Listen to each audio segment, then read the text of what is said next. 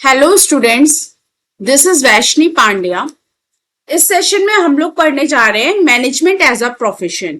पिछले दो सेशन जो लास्ट के हमारे थे उसमें हम लोगों ने पढ़ा था मैनेजमेंट एज एन आर्ट, क्या मैनेजमेंट आर्ट है कि नहीं है, और management as a science, management science है कि नहीं है। तो इसमें हम जाने थे कि मैनेजमेंट पूरा पूरा आर्ट है, लेकिन मैनेजमेंट इन एग्जैक्ट साइंस है। कुछ टॉपिक्स, कुछ पॉइंट्स जो है मैनेजमेंट के साइंस से मैच कर रहे हैं, कुछ नहीं मैच कर रहे हैं। तो मैनेजमेंट जो है इन एग्जैक्ट साइंस हमने बोला था। अब यहाँ पे आया हमारा नेक्स्ट जो है आज का session, management as a profession. तो मैनेजमेंट प्रोफेशन है कि नहीं है, तो इसको जानने के लिए हमें पहले जानना पड़ेगा प्रोफेशन की कैरेक्टरिस्टिक्स क्या होती हैं। ओके, तो पहले हम पढ़ते हैं कैरेक्टरिस्टिक्स क्या है प्रोफेशन की, प्रोफेशन क्या होता है, और फिर उसके बाद देखेंगे हमारा मैनेजमेंट प्रोफेशन है कि नहीं है। तो फर्स्ट पॉइंट है हमारा well defined body of knowledge. एक well defined body of knowledge होती है प्रोफेशन में। All professions are based on the well defined body of knowledge that can be acquired through instructions.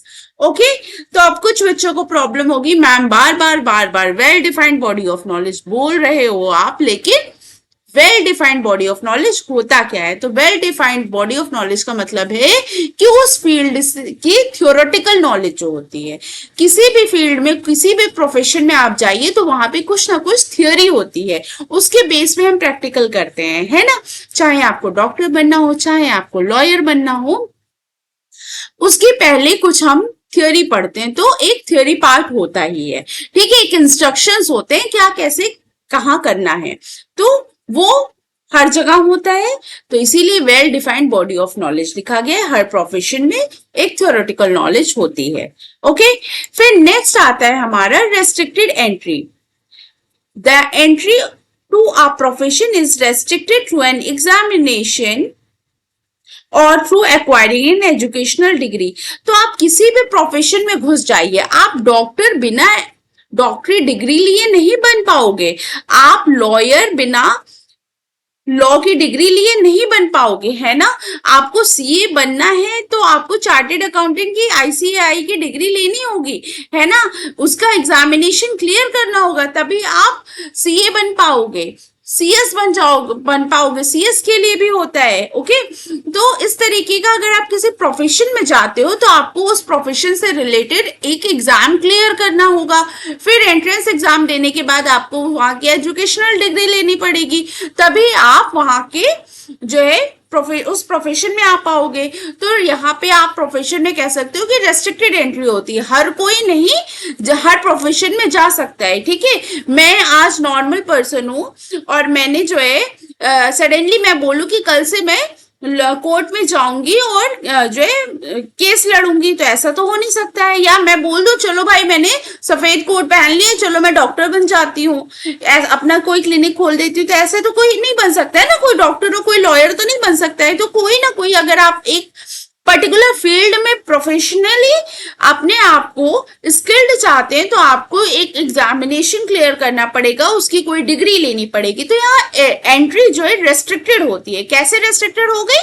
Examination और educational degree के base पे यहाँ पे आपको एंट्री रेस्ट्रिक्ट कर देती है। अगर आप वो एग्जामिनेशन क्लियर करते हैं, अगर आप वो एजुकेशनल डिग्री ले लेते हैं, आप तभी उस पर्टिकुलर फील्ड में जा सकते हो, उस पर्टिकुलर प्रोफेशन में जा सकते हो। ओके, देन इसके बाद आता है professional association.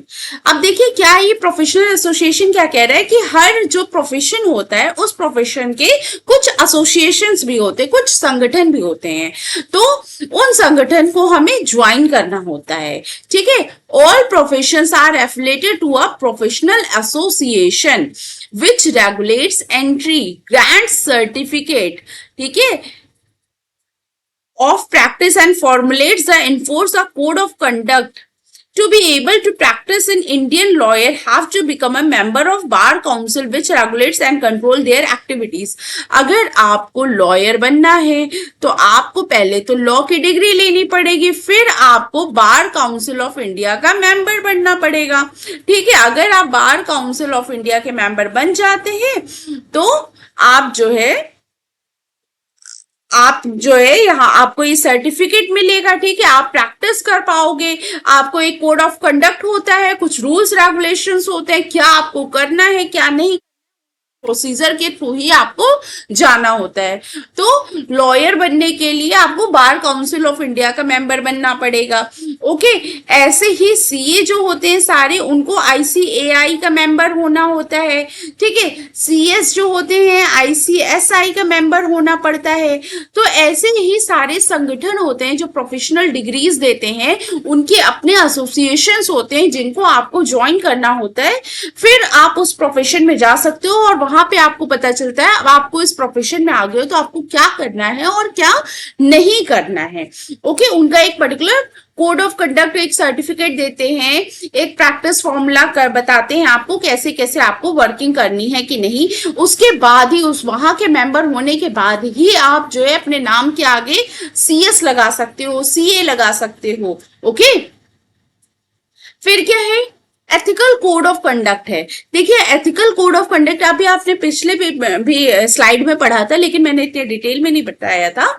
Ethical code of conduct का मतलब होता है, आप किसी प्रोफेशन में जब जाते हैं तो आपको ओथ लेनी होती है, आपको शपथ दिलाई जाती है।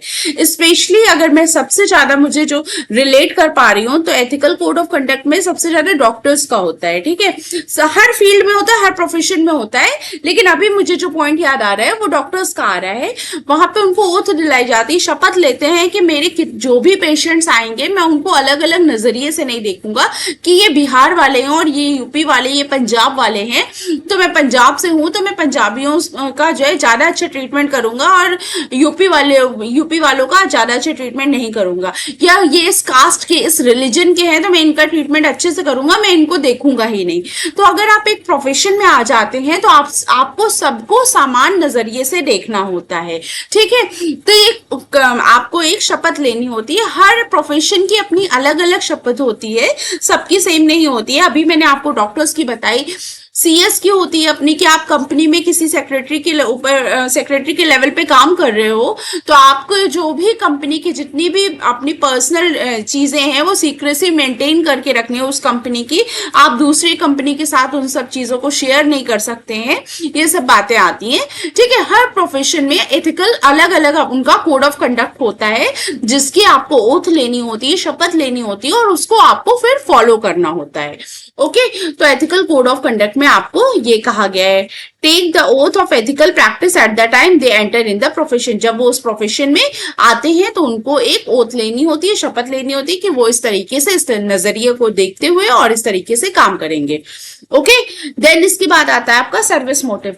जितने भी प्रोफेशन होते हैं वो सबसे पहली बात है कि सर्विस मोटिव के लिए होते हैं। Okay, the basic motive of a profession is to serve their clients interest. एक डॉक्टर चाहेगा कि उनका पेशेंट अच्छे से अच्छे ट्रीटमेंट मैं दे सकूं उसे और जल्दी से जल्दी सही हो जाए। एक लॉयर चाहेगा कि उसके जो क्लाइंट्स हैं उसको जस्टिस मिल जाए। एक टीचर चाहेगा कि मैं जितनी बातें बोल रहा हूँ, मेरी सारी बातें मेरे स्टूडेंट्स के माइंड तक जाए, मेरी सारी बातें वो समझे, उसके मार्क्स अच्छे आए, है ना, अपने लाइफ में सक्सेसफुल हो। तो हर प्रोफेशन का एक सर्विंग मोटिव होता है। ओके, हर प्रोफेशन का जो मेन मोटिव होता है वो सर्विस मोटिव होता है। तो हमने क्या पढ़ा है इसमें, मैनेजमेंट एज अ प्रोफेशन में हमने बात जो पढ़ी है, 5 पॉइंट्स पढ़े हैं। एक है आपका well defined body of knowledge. सभी प्रोफेशन में एक थ्योरेटिकल नॉलेज होती है, well defined body of knowledge होती है। नेक्स्ट आपका रेस्ट्रिक्टेड एंट्री होता है, आप किसी भी प्रोफेशन में तुरंत नहीं घुस सकते हैं, आपको कोई एग्जामिनेशन क्लियर करना पड़ेगा, कोई डिग्री लेनी पड़ेगी, आप तभी उस प्रोफेशन में जा सकते हो। इसके बाद है प्रोफेशनल एसोसिएशंस होते हैं, उनको ज्वाइन करना होगा, उनके कोड ऑफ कंडक्ट को फॉलो करना होगा, ठीक है। फिर उसके बाद आता है आपका एथिकल कोड ऑफ कंडक्ट, जो कि आपका मैंने बताया था कि शपथ लेने से रिलेटेड होता है, ठीक है। आपको वो, आप जैसे ही उस पर्टिकुलर प्रोफेशन में जाते हो तो आपको ओथ लेनी होती है, आपको शपथ लेनी होती है। नेक्स्ट इनका सर्विस मोटिव होता है। ओके, तो ये जितना जो प्रोफेशन में भी, किसी भी प्रोफेशन में अगर कोई पर्सन आता है तो उनका मेन मोटिव होता है कि वो सर्व करें। ओके, सर्विस मोटिव उनका होता है। चलिए, अब मैनेजमेंट हमारा प्रोफेशन है कि नहीं ये देखते हैं। तो यहाँ पे बताया है, management does not meet the exact criteria of a profession, however it does have some of the features of a profession। तो फिर से जो बात हमने साइंस में बोली थी कि पूरे पूरे सारे पॉइंट्स नहीं मिल रहे हैं, सेम वही बात यहाँ पे प्रोफेशन से भी रिलेटेड बोली गई है कि सारे पॉइंट्स यहाँ पे मैच नहीं कर रहे हैं। ओके, कुछ पॉइंट्स मैच कर रहे हैं, कुछ पॉइंट्स प्रोफेशन के मैच नहीं कर रहे हैं मैनेजमेंट से। All over the world, there is marked growth in management as a discipline. It is based on a systematic body of knowledge, compromising well-defined principles based on variety of business situation. This knowledge can be acquired at different college and professional तो institutes and through a number of books and journals. तो यहाँ पे बता रहे हैं कि ये जो well defined body of knowledge की बात करी जा रही है हमारे फर्स्ट पॉइंट में प्रोफेशन के, वो मैच कर रहा है भाई। यहाँ कॉलेज में और कुछ हमारे इंस्टीट्यूट्स में मैनेजमेंट की पढ़ाई होती है जहां पे हम थ्योरेटिकल नॉलेज अपने स्टूडेंट्स को देते हैं। Okay, The subject of management is taught at different institutes. Some of these have been set up with the specific purpose of providing management education, such as Indian Institute of Management in India. तो इन्होंने बताया, देखिए जैसे कि IIM की जो पढ़ाई होती है वो एग्जैक्टली मैनेजमेंट की ही तो पढ़ाई है ना। तो वो सारी पढ़ाई हम यहाँ पे करवाते हैं जो आपका फर्स्ट पॉइंट कह रहा है। Entry to different institute is usually through an examination, और ये सारे इंस्टीट्यूट्स पे हम एंट्री भी जो देते हैं वो एक एग्जामिनेशन के थ्रू ही होती है। ओके, तो ये बात भी यहाँ मानी जा रही है। फिर क्या बोल रहे हैं, देखिए, there is no restrictions on anyone to being designated और appointed as a manager in any business enterprise. Anyone can be called a manager irrespective of educational qualification process. तो यहाँ पे फिर से ये बात भी बोल रहे हैं कि हालांकि हमारे यहाँ IIM जैसे इंस्टीट्यूट्स हैं, अलग अलग MBA की डिग्री प्रोवाइड करने वाले इंस्टीट्यूट्स भी हैं, लेकिन मैनेजर बनने के लिए ये बिल्कुल भी जरूरी नहीं है कि आपके पास मैनेजमेंट की डिग्री हो, आपके पास कोई एजुकेशनल क्वालिफिकेशन मैनेजमेंट से रिलेटेड हो। कोई भी मैनेजर बन सकता है जिसके पास एक अच्छा एक्सपीरियंस होगा, जो पढ़ा लिखा, जो वहां पे उस एरिया में वर्क कर लेगा, जो वहां के एरिया के माहौल में ढल जाएगा। तो ये बात कही गई है कि डायरेक्टली बोला गया कि यहाँ पे कोई रेस्ट्रिक्शंस नहीं है कि अगर आपको मैनेजमेंट करना है, आपको मैनेजर बनना है, तो आपके पास ये एजुकेशनल डिग्री होनी चाहिए। ठीक है, जैसा कि आपके मेडिसिन में डॉक्टर्स के लिए होता है, ठीक है, और जैसा कि आपके लिए लॉयर के लिए होता है, ये सारी बातें बोली हैं। But professional knowledge and training is considered to be desirable qualifications since there is a greater demand for those who possess degree or diploma from reputed institutions. Therefore, as such, the second criteria has not been strictly met. तो strictly follow नहीं किया जाता है। हालांकि अगर किसी के पास IIM या MBA की डिग्री होती है तो उसको प्रेफरेंस भी दी जाती है, ठीक है, उसकी ज्यादा डिमांड होती है उस पर्सन की अगर वो पर्टिकुलरली वहां से क्वालिफाइड होता है। लेकिन यहाँ पे ये स्ट्रिक्टली फॉलो नहीं होता है। हमारे यहाँ जो सेकंड पॉइंट कह रहा है कि एजुकेशनल क्वालिफिकेशन प्रोफेशन में मैनेजमेंट के जैसी ही होती है। ठीक है, आपको MBBS डिग्री करनी होगी डॉक्टर बनने के लिए, आपको लॉयर के लिए लॉ पढ़ना ही पड़ेगा, लेकिन मैनेजमेंट में ये सारी चीजें बहुत कंपल्सरी नहीं है। ये बताया गया है कि मैनेजमेंट में सब चीजें कंपल्सरी क्राइटेरिया नहीं है। फिर आपका आया है third point, there are several association of practising managers in India, AIMA, All India Management Association, that has laid down a code of conduct to regulate activities of their members. There is, however, no compulsion। बार बार देखिए बता रहा है कि हमारे management में है तो सब कुछ। अब हमारे यहाँ अभी तक बता रहा था कि हमारे इंस्टीट्यूट्स हैं, MBA के, IIM के हैं, है ना, लेकिन वहां भी जरूरी नहीं है कि अगर आपके पास एजुकेशनल क्वालिफिकेशन नहीं है तो आप मैनेजर नहीं बन सकते हो। पहली बात तो ये बता दी उन्होंने। हालांकि अगर हो गए तो आपकी डिमांड ज्यादा होगी। अब थर्ड पॉइंट में ये बता रहे हैं कि भैया हमारे एसोसिएशंस भी होते हैं, हमारे पास ऑल इंडिया मैनेजमेंट एसोसिएशन भी है, हमारे कोड ऑफ कंडक्ट भी है, लेकिन कंपल्सरी नहीं है। फिर से बोल दिया, no compulsion for managers to be a member of such association nor does it have an statutory backing. तो इन्होंने बोला भैया कोई कंपल्शन नहीं है, कोई जरूरी नहीं है कि आप यहाँ के मेंबर हो ही। ओके, तो मैनेजर बनने के लिए ये भी कंपल्सरी नहीं है। हालांकि हमारी एसोसिएशन है, लेकिन आपको यहाँ का मेंबर होना भी, अगर आप मैनेजर बनना चाहते हो तो जरूरी नहीं है। ओके, तो इस तरीके से हम ये जानते हैं कि मैनेजमेंट जो है पूरा पूरा हमारा प्रोफेशन नहीं है। ठीक है, कुछ पॉइंट्स हमारे मैच कर रहे हैं और कुछ पॉइंट्स हमारे मैच नहीं कर रहे हैं। क्लियर है? तो इस क्लास में हमने ये बात पढ़ी है कि मैनेजमेंट जो है ये पूरी तरीके से प्रोफेशन नहीं है। ठीक है, हमारे पास इंस्टीट्यूट्स है, हमारे पास कॉलेजेस हैं, आईआईएम है, प्रोफेशनल एसोसिएशंस हैं, लेकिन इन सब का मेंबर होना, यहाँ से एजुकेशनल क्वालिफिकेशन लेना बहुत ज्यादा जरूरी नहीं है। अगर कोई पर्सन नहीं है तब भी वो मैनेजर बन सकता है। ओके, तो इसी के साथ मैं आज का सेशन फिनिश करती हूँ। मिलते हैं नेक्स्ट सेशन में और तब हम पढ़ेंगे लेवल्स ऑफ मैनेजमेंट। उसके बाद हम levels of management next session में पढ़ने जा रहे हैं। ओके, तब तक के लिए थैंक यू, बाय बाय।